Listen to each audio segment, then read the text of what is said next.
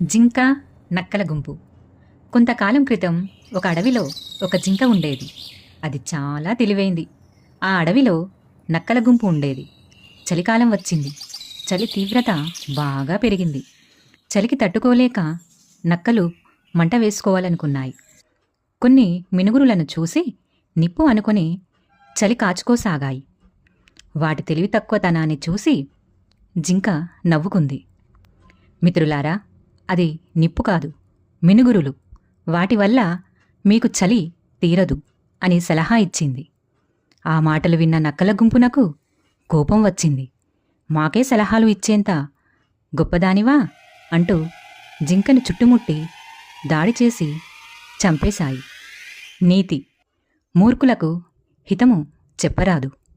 ఇలాంటి మరిన్ని తెలుగు కథల కోసం తెలుగు టేల్స్ని ఫాలో అవ్వండి.